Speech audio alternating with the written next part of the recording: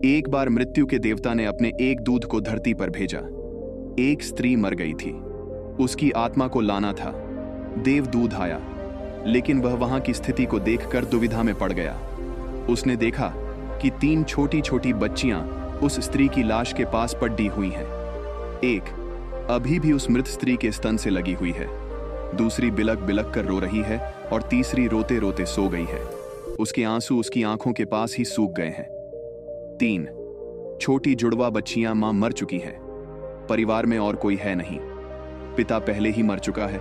इनका क्या होगा, कौन इन्हें संभालेगा?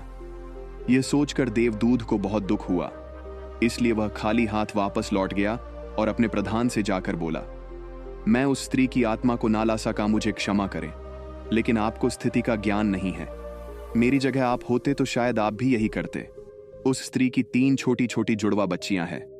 एक अभी भी उसके स्तन सी लगी हुई है, दूसरी रोते रोते सो गई है और तीसरी चीख चीख कर रो रही है। परिवार में उन्हें संभालने वाला और कोई नहीं है। ऐसी स्थिति को देखकर मेरा दिल उस स्त्री को ना लाका। क्या ऐसा नहीं हो सकता कि उस स्त्री को कुछ समय और दे दिया जाए, ताकि बच्चियां थोड़ी और बद्दी हो जाएं? यह सब सुनकर मृत्यु का देवता जोर से हंसा और बोला, तो तू ज्यादा समझदार हो गया है। उस परमात्मा से भी, जिसकी मर्जी से जीवन मिलता है और जिसकी मर्जी से मृत्यु, तुम्हें पाप तो बहुत बड़ा किया है और इसकी तुझे सजा मिलेगी। और सजा यह है कि तुझे पृथ्वी पर फेंक दिया जाएगा और तू तब तक वापस नहीं आ सकता जब तक तू अपनी इस मूर्खता पर 3 बार हंस नहीं लेगा। देव दूत राजी हो गया। इस सजा को भोगने के लिए उसे पूरा भरोसा था कि सही तो मैं ही हूं, फिर हंसने का मौका ही क्यों आएगा। देव दूध को जमीन पर फेंक दिया गया। ठंड का मौसम था। वह एक सड़क के किनारे नग्न अवस्था में पड़ा हुआ था। उसी समय एक छमार वहां से गुजरा। वह कुछ पैसों की व्यवस्था करके ठंड के मौसम में अपने बच्चों के लिए गर्म कपड़े और कंबल लेने बाजार जा रहा था।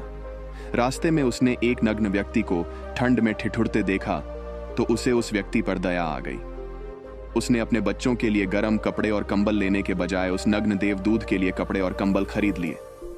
उस नग्न व्यक्ति ने कहा, मेरा कोई घर परिवार नहीं है और न ही रहने की व्यवस्था है। इस भयानक ठंड में मैं क्या करूंगा? चमार ने कहा, तू चिंता मत कर, तू मेरे साथ मेरे घर में रहना, लेकिन ध्यान रखना, मैं अपने बच्चों और पत्नी के कपड़ों के लिए जो पैसे लाया था उससे मैंने तेरे लिए कंबल और कपड़े खरीद लिए हैं और अब तुझे घर भी ले जा रहा हूं। इसलिए मेरी पत्नी गुस्सा जरूर होगी और शायद भला बुरा भी कहेगी, लेकिन तू परेशान मत होना, कुछ दिनों में सब कुछ ठीक हो जाएगा। उस देवदूत को लेकर चमार घर पहुंचा। अब न तो चमार को पता था कि जिसे वो ले जा रहा है वो देवदूत है, और न ही पत्नी को पता था कि जो आया है वो देवदूत है, जिसके आते ही घर में खुशियों की बाढ़ आ जाएगी। जैसे ही चमार देवदूत को लेकर घर पहुंचा और पत्नी को सारी घटना बताई, पत्नी तो गुस्से से आग बबूला हो गई। वह चमार पर बरस पड्डी बहुत भला बुरा कहा। उसने बहुत चीखी चिल्लाई। उस दिन देवदूत पहली बार हंसा। चमार ने पूछा, क्या बात है, हंसते क्यों हैं? देवदूत ने कहा, जब मैं 3 बार हंस लूंगा तो हंसने का कारण भी बता दूंगा। देवदूत पहली बार हंसा क्योंकि उसे लगा कि चमार की पत्नी यह नहीं देख पा रही कि घर में देवदूत आया है, जिसके आते ही घर में हजारों हजार खुशियों के द्वार खुल जाएंगे। लेकिन उसकी भी गलती न थी। व्यक्ति देखे कितनी दूर तक सकता है। वह तो बस इतना ही देख पा रही थी कि बच्चों के कपड़े और कंबल चले गए। जो खो गया उसे तो वो देख पा रही थी, लेकिन जो मिला है उसे वो न देख सके। तो देवदूत हंसा। उसे लगी अपनी मूर्खता कि यह पत्नी भी नहीं देख पा रही कि क्या घट रहा है। अब क्योंकि वो देवदूत था, इसीलिए सिर्फ 10 ही दिनों में उसने चमार का सारा काम सीख लिया। वह जूते बनाने लगा और सिर्फ कुछ ही महीनों में उसके जूते इतने बिके कि चमार अमीर हो गया। साल भर में तो सारे देश में यह बात फैल गई कि उस जैसे जूते कहीं और बन ही नहीं सकते। राजाओं और सम्राटों के जूते अब उसके यहां बनने लगे थे। चमार के घर धन की बारिश हो गई। सब बहुत खुश थे और सब कुछ बहुत अच्छा चल रहा था। एक दिन सम्राट का एक आदमी आया और बोला, यह चमद्दा बद्धा कीमती है, आसानी से मिलता नहीं, कोई गलती नहीं होनी चाहिए। सम्राट के लिए जूते बनाने हैं और ठीक इस तरह के बनाने हैं। ध्यान रखना, जूते ही बनाने हैं, चप्पल नहीं। उस राज्य में ऐसी प्रथा थी कि जब कोई व्यक्ति मर जाता था तो उसे चमड्डे की चप्पल पहनाकर चिता पर लिटाया जाता था। चमार ने भी देवदूत से कहा कि चप्पल मत बना देना, जूते ही बनाना। सम्राट का स्पष्ट आदेश है और ध्यान रखना, चमधा सिर्फ इतना ही है। कोई गलती मत करना वरना बद्दी मुसीबत में फंस सकते हैं, सम्राट का काम है। इतना कहने के बाद भी देवदूत ने उस चमड़े से चप्पल ही बनाई। जब चमार ने देखा कि देवदूत ने जूते की जगह चप्पल बनाई है तो वह आग बबूला हो गया। वह गुस्से में इतना पागल हो गया कि डंडा लेकर देवदूत को मारने दौड़ा। उसने कहा, तुझे बार बार समझाया था कि जूते ही बनाना, लेकिन तूने चप्पल बना दी। अब सम्राट हमें छोड़ देगा नहीं। तू तो मरेगा ही, लेकिन साथ ही मुझे और मेरे परिवार को भी फांसी लगवाएगा। इतना सुनते ही देवदूत खिलखिलाकर हंस पड़ा। उसी समय पीछे से दौड़ता हाँफता सम्राट का आदमी आया और बोला, जूते मत बनाना, चप्पल ही बनाना, क्योंकि सम्राट की तो हो गई है। इतना सुनते ही चमार के हाथ से डंडा छूटकर नीचे गिर पड़ दिया। उसने देवदूत के पैर पकड़ लिए और कहा, मुझे माफ कर दो, मैंने तुझे मारा, मुझसे बहुत बड़ी भूल हो गई। देवदूत ने कहा, कोई बात नहीं, मैं अपनी सजा भुगत रहा हूं। चमार ने कहा, कौन सी सजा, और तुम हंस क्यों रहे हो? देवदूत ने कहा, जब 3 बार हंस लूंगा तो सब कुछ बता दूंगा। भविष्य अज्ञात है और सिवाय उस परमात्मा के किसी को नहीं पता कि आगे क्या होगा, और इंसान तो वैसे ही अपने अतीत के अनुभवों के अनुसार निर्णय लेता है।